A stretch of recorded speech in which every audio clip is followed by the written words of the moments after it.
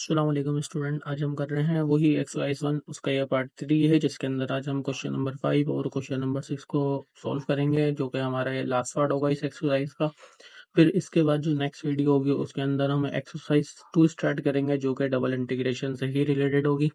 तो आइए इसको सॉल्व करते हैं। क्वेश्चन नंबर 5 को तो हमारे पास सवाल है, इंटीग्रेशन बराबर है फर्स्ट इंटीग्रेशन जिसकी अपर लिमिट है 3, लोअर लिमिट है 0। इसकी इंटीग्रेशन की अपर लिमिट है 1, लोअर लिमिट है 0, 5 जेड स्क्वायर डब्ल्यू, फिर ब्रैकेट डब्ल्यू स्क्वायर -1 और होल पावर 4 डी डब्ल्यू और डी जेड। ठीक है। अच्छा, मैंने आपको लास्ट टाइम बताया था ये जो यहाँ पे जो टर्म है ये सब की सब मल्टीप्लिकेशन की फॉर्म में लिखी हुई हैं, तो हम चाहे तो इसको अलग अलग सेपरेट कर सकते हैं। अब जरा किस तरीके से करेंगे हम इसको इस तरीके से कर लेंगे कि भाई आई बराबर हो गया, अभी तो 5 तो वैसे भी कोफिशिएंट है जो कि सबसे मल्टीप्लाई हो रहा है, तो 5 को तो हम बाहर कर देते हैं। ठीक है। अब इंटीग्रेशन 3 0, तो हमने यहाँ पे लिखा 3, यहाँ पे लिखा 0। अब ये जो 3 और 0 है, ये वाली जो इंटीग्रेशन है ये किसके लिए है? डब्ल्यू के लिए है। ठीक है। सॉरी सॉरी सॉरी, ये किसके लिए है? डी जेड के लिए, मतलब कि जेड के लिए है।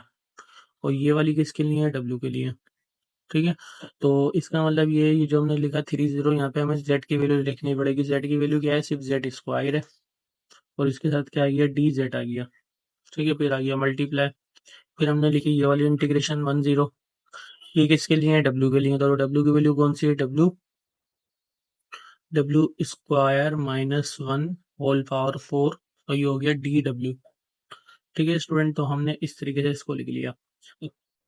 इसकी जो सिंपल से इंटीग्रेशन हो जाएगी वो जाएगी जेड क्यूब अपॉन 3, लेकिन इसकी इंटीग्रेशन लेनी है। अब यहाँ पे कुछ स्टूडेंट जो करेंगे वो ये करेंगे कि भाई इसको पहले पावर 4 ओपन करेंगे, फिर इसको डब्ल्यू से मल्टीप्लाई कराएंगे, फिर उसकी इंटीग्रेशन लेंगे, तो वो प्रोसेस हो जाएगा बहुत लेंदी। तो यहाँ पे हम क्या करेंगे? सब्स्टिट्यूट मेथड का इस्तेमाल कर लेंगे। ठीक है।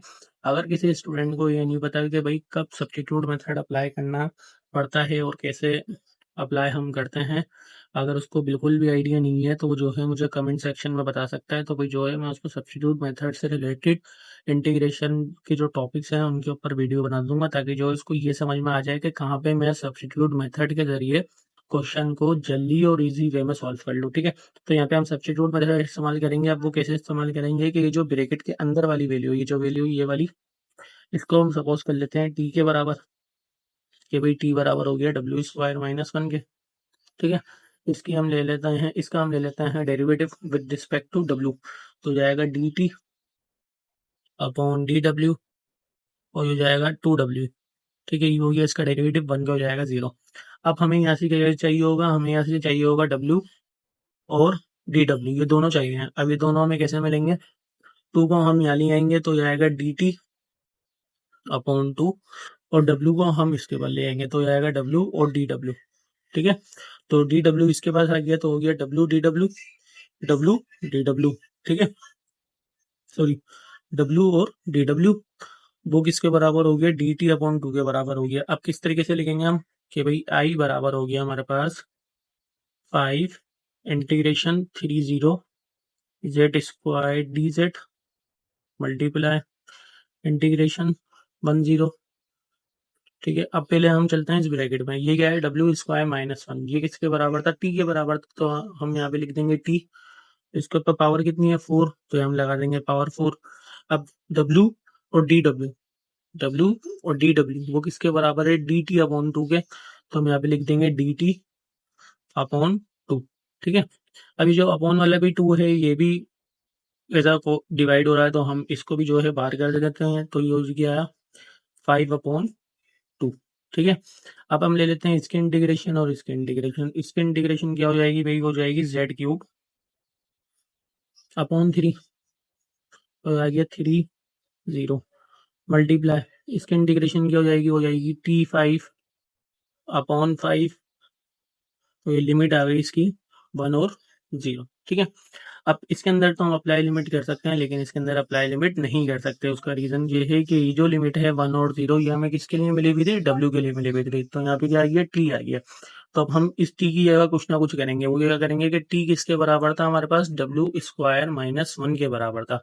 तो हम क्या करेंगे? इस टी की जगह पे इसको पुट करेंगे, तो आई इक्वल टू 5 अपॉन 2, ये सेम फिर मल्टीप्लाई। अब देखो इस टी की जगह पे टी है डब्ल्यू स्क्वायर माइनस वन, तो टी की जगह पे आ गया भाई डब्ल्यू स्क्वायर माइनस वन, इसके ऊपर पावर 5 अपॉन में 5, वही हो गया 1 और 0। ठीक है, अब करते हैं हम अप्लाई लिमिट। तो लिमिट का सिंपल सा फॉर्मूला होता है upper limit minus lower limit, तो 5/2 अपनी जगह पे। इसके अंदर फिर अपर लिमिट करते हैं, अपर लिमिट है हमारे पास 3, तो 3 का क्यूब हो जाएगा 27/3। फिर माइनस लोअर लिमिट कितनी है 0, तो 0 के ऊपर पावर 3, 0/3।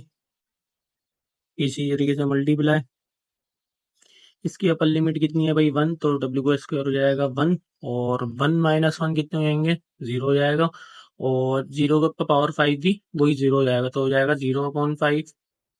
फिर माइनस लोअर लिमिट कितनी है हमारे पास 0 है, तो डब्ल्यू की जगह अगर हम 0 पुट कर देंगे तो वो तो वैसे ही 0 हो जाएगा, खत्म हो जाएगा, तो यहाँ पे बचा सिर्फ -1। -1 के ऊपर पावर 5, -1 के ऊपर पावर 5 का मतलब हो जाएगा -1, तो यहाँ पे हम लिख सकते हैं -1 और अपॉन में 5 का 5 आ गया। ठीक है, तो i इक्वल टू 5/2, यहाँ पे सिर्फ बचा 27/3 मल्टीप्लाई, ये तो हो गया हमारे पास खत्म, माइनस माइनस हो गया प्लस, तो बचा 1/5। अब वैल्यूज को हम कैंसिल कर लेते हैं, 5 से 5 हो गया कैंसिल, 3 9 तो हमें बचा हमारे पास 9/2, जो कि एक तरीके से बराबर होता है 4.5 के, तो ये हमारे पास हो गया 4.5 यूनिट्स, ये हो गया इसका आंसर। ठीक है, अब चलते हैं इसके लास्ट क्वेश्चन की तरफ, जो है क्वेश्चन नंबर 6। तो स्टूडेंट क्वेश्चन नंबर 6 है हमारे पास के आई बराबर है इंटीग्रेशन अपर लिमिट है 2 पाई, लोअर लिमिट है 0, फिर अगेन अपर लिमिट है 1 और लोअर लिमिट है 0, T Y sine T D Y D T. अब आपको पता है ये वाली जो इंटीग्रेशन है ये डी वाई के लिए मतलब वाई के लिए है, और ये वाली जो इंटीग्रेशन है ये टी के लिए है। ठीक है, और ये तीनों के तीनों आपस में हो रहे हैं मल्टीप्लाई, तो हमने जो है इसको कुछ इस तरीके से पहले सेपरेट कर लिया।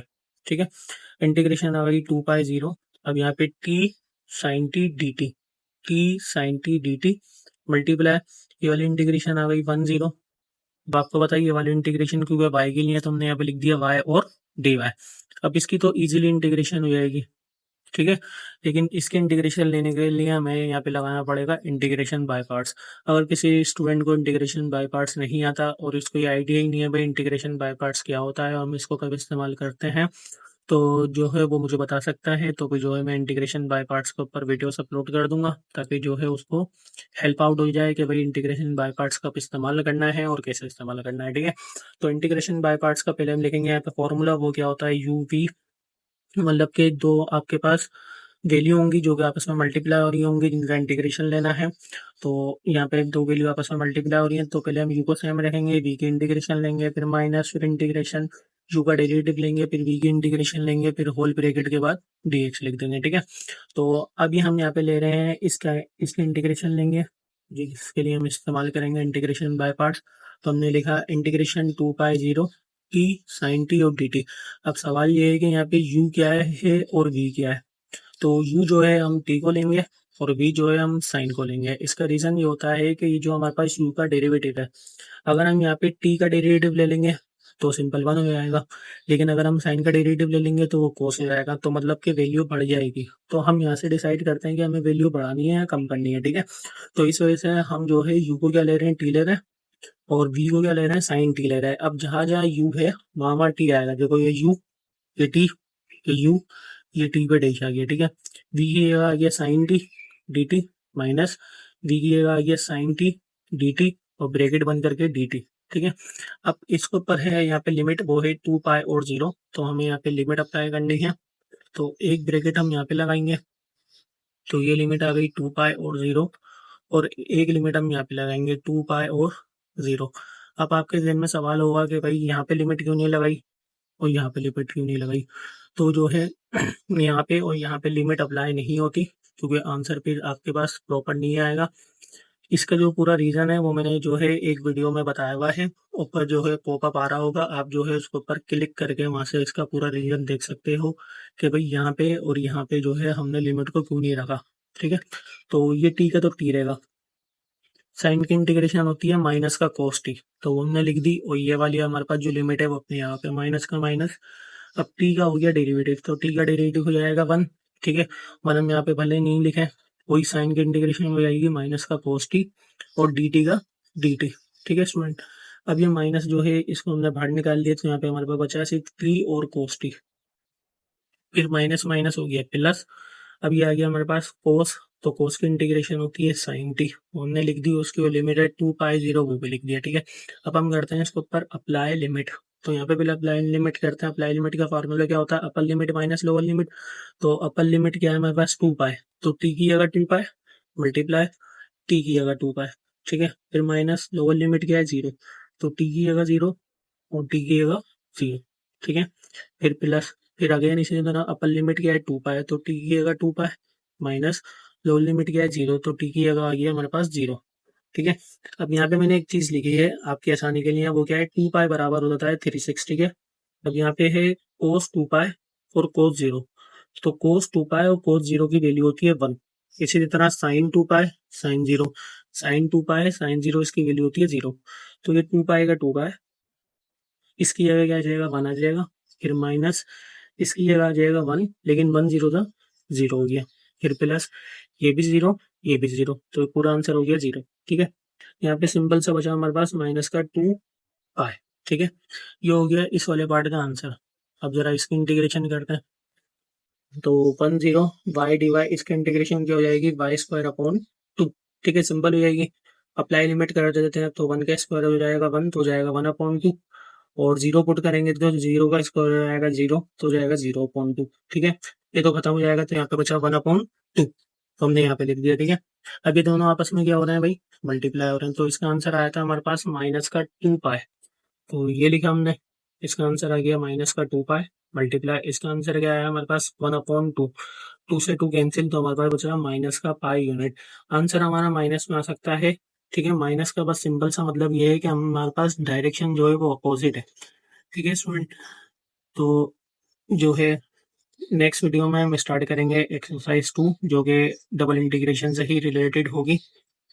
अगर किसी स्टूडेंट को किसी भी चीज़ में मुश्किल हो कि भाई इंटीग्रेशन बाय पार्ट्स क्या होता है, या जो है इंटीग्रेशन सब्स्टिट्यूट मेथड किस तरीके से अप्लाई करते हैं, तो जो है डिस्क्रिप्शन में मेरा व्हाट्सअप नंबर भी आ रहा होगा, वहाँ से जो है आप कांटेक्ट करके किसी भी टॉपिक के ऊपर मुझसे डिस्कशन कर सकते हैं।